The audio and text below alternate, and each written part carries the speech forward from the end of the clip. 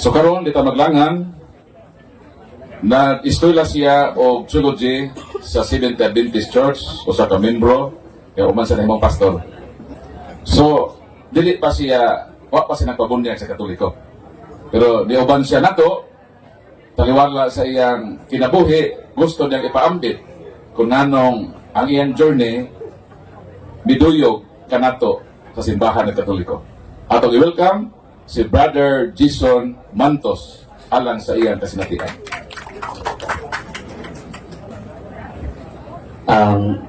Mayong gabi ka na itong tanan, mga igsoon.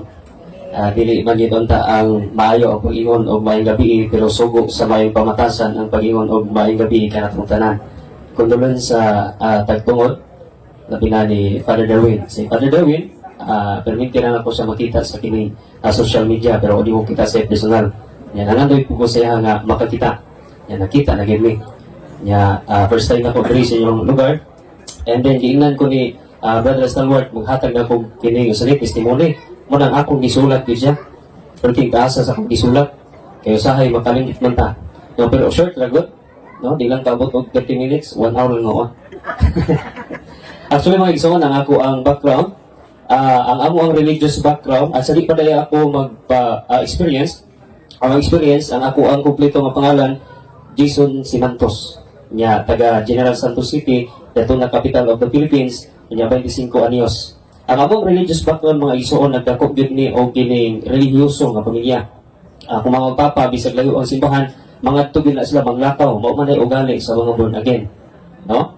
O nya, kining dito sa Mulabi, sa Buanga del Sur, ang amo ang napasakupan Assembly of God sa Fifth Tabernacle o sa born again. Nya, wala ko kabalo kung unsa ang mga simbahan kay pag-abot na ko sa Jinsan, daghan magsimbahan. Pero sa amo ang lugar, tulo lang kaklase ang simbahan dito. Born again, Muslim o kining Katolik. Igan ko dili ko musulod anang Katolik kay musimba mo naglibulto. O man na mong unahuna karon gani katong mga pila ka adlaw nang tawag mi sa akong mama.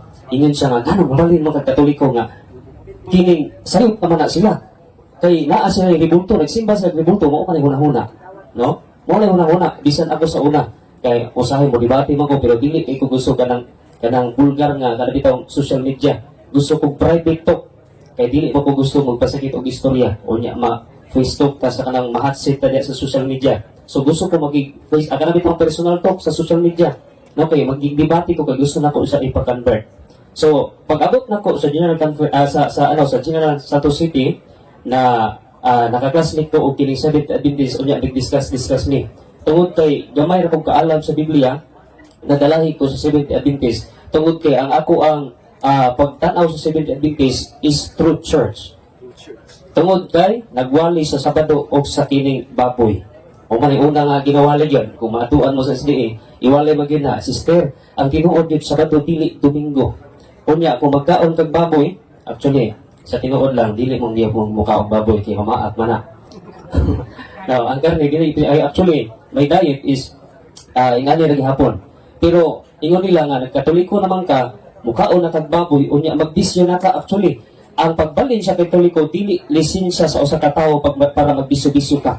Ayaw niya gumawa na ang mga igsoon, nga kining atong pagkatoliko, usan ni kadula-dula, dili ni dula-dula. Kay kung dula-dulaan imong pag-alagad sa Ginoo, basin madula-dula ra pud imong salvation. So, nahimo ko nga inigdasig sa Seventh Adventist, unya nag-eskwela ko og education, akong gibiyaan ang akong education. Kay gusto ko mosulod sa ministry. No, ministry baka namon wali. Unya nadasig ko ang ako ang gusto mahitabo sa akong kinabuhi, magkuyog-kuyog kog magwawali na may liman. Kasi Brother Amik nagakuyog man og liman. Kuyog-kuyog ko, mga pila to ka, kay gusto ko upakli og Biblia kay bisan og bunagin ni wa man ni pakli-pakli og Biblia. No, kay basta makasimba lang unya, itudloan naman mi musimba. Bisag layo ang simbahan, itudloan namin. Pero wa mi pakli-pakli og Biblia. So mo to, nadasig akong kasing-kasing, muwali, niya musunod sa kanang magkuyog-kuyog sa liman, unya ni abot ang panahon niya na liman ko. No, certified na himog itang liman, pero dili na panginambog. No, kay na uban manggod makita ta sa social media ningon niya bugiro ning bataan ni. No, kay di maginiliman piki ni. No, ato lang experience ato kinabuhi. Unya, nahimo ta nga certified liman kay gusto bitaw mo kana bitaw muwali sa balay-balay. Ang nahitabo ana mga higala kung inyong tan-awan ang ministry nga ako ang giagihan gusto nako mabautismuhan tanan. Gani sa akong pagministeryo, gikan sa pila ka mga bulan or niaging tuig 2023, unya naabot ko yung mga napakonvert nga pastor. Last na ko nga kining ministry dito sa Pakibato, usa ka pastor mga igsoon. Lidisod kayo sa sudlon. Pero pag sulod nako nagdebate mig tulo ka adlaw pagka Sabado na bautismuhan. Nga na ka-active ang ato ang ministry. Unya karon napuno ko sa kining bus. Kay tungod ang ilang tan-aw kung ang tao mo balhin sa Katoliko wala na salvation. Unya puros mga yawan ang tao. Kay ang ilang una-una pag naay revolto, yawa ang ilang una-una kay ang Roman Catholic Church believe in holy tradition. Ang ilang una-una sa holy tradition is superstitious belief. Paano na? Superstitious belief. Ang tanaw nila sa holy tradition is superstitious belief. Mo gali nga, questionon ta nila diha sa ato ang cross. Actually, wala na po na nila. Kunya, questionon ta nila sa ato ang kanabitang parihaan pag-inumdum sa minatay o pagserbisyo sa minatay niya ato pang istorya-istoryahon. Kanya, bungo silang nabuang ng ituhanan ni kayong istorya-istorya o patay. Kunya, sa sige na ko og search mga igsoon, sige na ko og tanaw sa mga debate, dito ko naka-decide nga kung tinuod ang kining proof sa Roman Catholic Church, why not dili nato dawaton, no? Napagali ko i-post mga higala, ang ako ang post is accusing me of being wrong without evidence.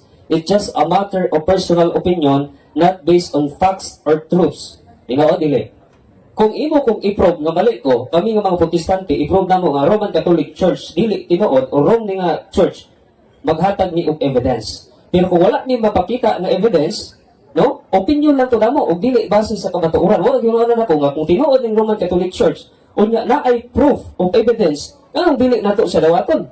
So ako gidasang gisulat dili. No, puno di lang ako mapakli-pakli kay wala man tay kuan dili. Di na ko pakli-pakli. Pila ka mga libro? I think 19 books of the historical facts or kining standard references nga ginatawag.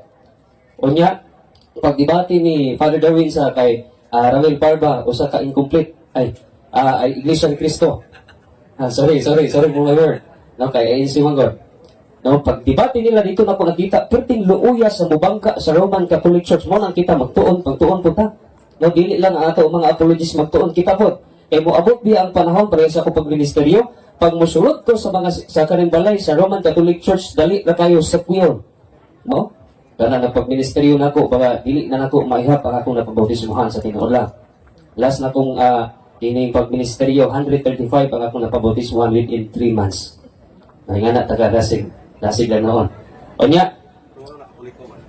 Nganong Katoliko man ta? No, kaya atong gidawat mga higala. Ingon pagali si Kristo or ingon si Apostol Pablo mga higala diha sa Hebrew chapter 12 verse 2, looking to Jesus the founder and perfecter of our faith. No, si Kristo ba ang atong founder sa atong pagtuo? Unya ingon pa ni Apostol Pablo, sa karon nga panahon akong nakita ingon diha sa 1 Corinthians 11:18 to 19, akong nakita nga nagkabahin-bahin kamo sama sa simbahan. Gani hinuon maayo kini mabuhat kay makita kaninyo kung kinsa gayud ang tinuod. So kung naay tinuod, naay piki. Kung naay ancient church, naapoy Lipis Church. Kung kinsa man yung mga Lipis Church, apil na ang church nga atong pasakupan atong niagi. Gani musupak man sila karon gi makita man sa social media. No, akong challenge lang sila pagtuon mo para ma-prove ninyo ang inyong simbahan nga ipasakupan nga tinuod na. Kay ako kini i-prove karon ang simbahan nga akong ipasakupan nga tinuod kini. No? Kay ngano magpasakop man ko ani kung ang akong tan-aw dihado ko. No? Nganong dawaton man nato ang butang kung kita nato nga dili sa maayo. No? Unya ang ako ang pamilya karon itong niagi ingon ako ang igsuon nga, Manoy, di ba nagwali-wali mga sa mo atong niagi nga bawal mo kining musimba or kining mag-ampo sa kanabitang rosary? Nganong kining nagbitas-pintas ka man ka karon, gingnan ako nga ato pa man tong niagi. Ay ra pagkuana. No lahi na di karon. Kay kada bitaw magkadugay ang panahon na kay ma-realize doon. Nung na-improve ang imong hunahuna, unya ang imong pagtuo, kana bitaw mulahi. Kay sa unang nga dili pa ko, wala pa ko nakakuyog ani, ang akong tan-ang gyud sa Roman Catholic Church, puros mga palahubog. Pero wala lang po ko nag-iyon, kay basta masumbagan ta, wala kaya na naon tanong. Wala lang ko nakiginingkuan ana. Unya ang akong tanaw, kay naamo po mga, kana bitaw mga silingan, nga muadto lang sa bulangan, human sa simba, kay magkuha o kining lawas ni Kristo. Unya, mao'y ilahang ipakaon daw sa manok para mo daog ang ilang manok. Akong tanaw, puros gid sila kuan. Pero pag sulod nako sa Oasis of Love, panulog gid mo sa Oasis of Love, dili nito ta kayo.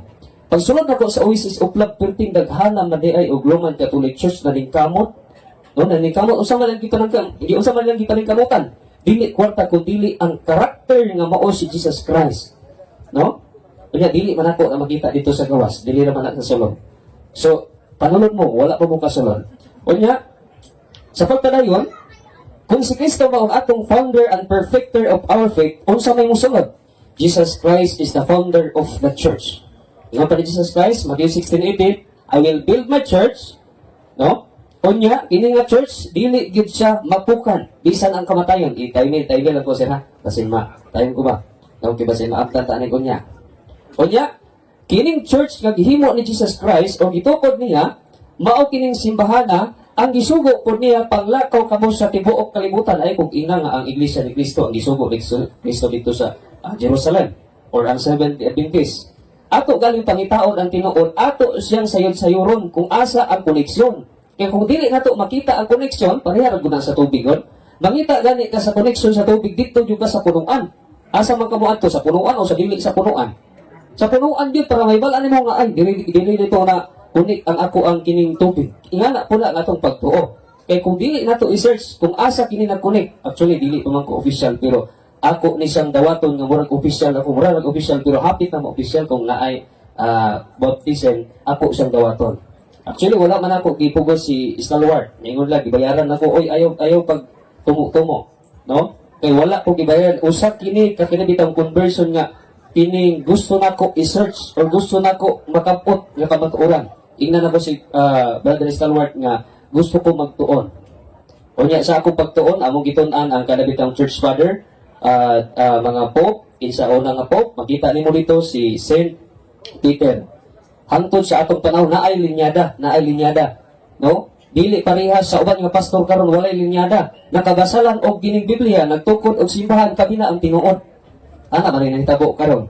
Gani nagdebate ganihan, isulod ko sa debate sa kining TikTok. Ilang gipamatud-an ang ilang simbahan gyud. Nga sila ang tinuod pero ang ilang simbahan nagapamatuod nga kita gyud ang tinuod. Ingon pagali sa ilang pasugo magasin.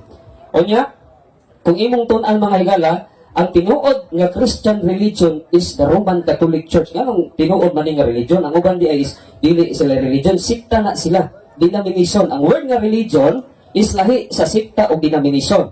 No, bali, mura ni sila og under pero dili na sila tinuod. Kaya ibang gali diha sa kaning libro, ang history sa Roman Catholic Church mao ang history sa Christianity. O walay lain nga nakinibitaw nagwali gikan sa Jerusalem ang mga apostol hangtod sa kining dili sa Pilipinas. Ang pangutana, unsa nga religion ang gidala sa mga Spaniard o Espanyol dili sa Pilipinas? Roman Catholic Church, maglatin-latin pagali ito. Ingon pa ang ulula sa una, kami daw dili gyud ni makabasa og Biblia sa una. O pura ingon sa kulula, pwede magpagbasa og Biblia. Kanya, ang pangutana, kung ang religion nga nakaabot diri sa kining Pilipinas, mao Roman Catholic Church, dito sa Spaniard, unsa man nga religion ang iabot? Mao ang Roman Catholic Church. Ang pangutana, kinsa man ang makapamatuod nga ang maayong balita nakaabot dito sa kining Espanyol, sa Spain, mao si Apostol Pablo. Ingon ni Apostol Pablo, kung ako masayop diha sa unang Korinto ba na siya? Kung ako masayop, nga naa sa journey padulong sa Spain. Gani, nainagyon sa kuha, gi-explain na sa kuha nga isa sa sumusunod ni Apostol Pablo ang nakaabot gid sa Spain. Unya, mao kini ang diwali sa tibuok kalibutan. Mara nga ayo na mo pamalhin? Kay kung mamalhin mo, nalupigan ta sa uban nga pagtuo.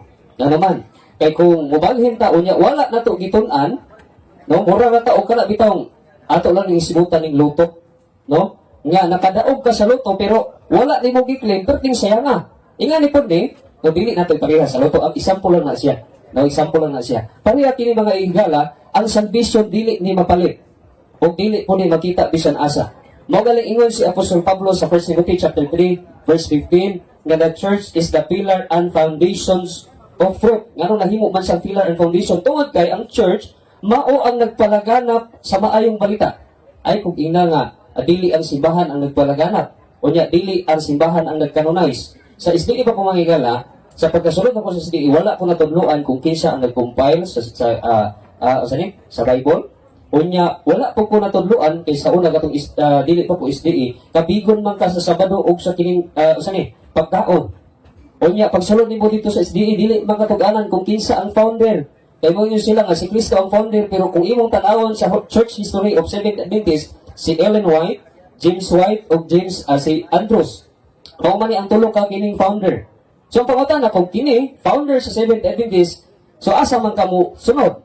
No, ang founder mao si Kristo o ang founder mao ang tao? Dili gyud ka sa Ginoo. No? Dili gyud ka sa Ginoo. Unya wala ka na masayop manghigala tungod kay gipamatud-an na sa daghan kayo og pamatuod ang Roman Catholic Church. Ang imuha na lang imuha ra gyud sang dawaton. Kay kung dili nimo dawaton, useless ang tanang ebidensya kung ang usa ka tawo perting gahiya maparihat ni Parao. Unsa may nahitabo ni Parao? No, unsa may nahitabo kay Parao? Si Parao ginaingnan ni Moses nga pagawso na ang katawhan sa Dios. Pero sa nahitabo siya nagpagahi sa kasing-kasing. So kung kinsa man ang makadungog ini social media man na or mga katawhan nga naa diri, kung dili niyo dawaton ang pagpamatuod sa Roman Catholic Church kasi maparihat ni Parao nga nagpagahi sa kasing-kasing. So dili ra guro kutob o may gawi ka na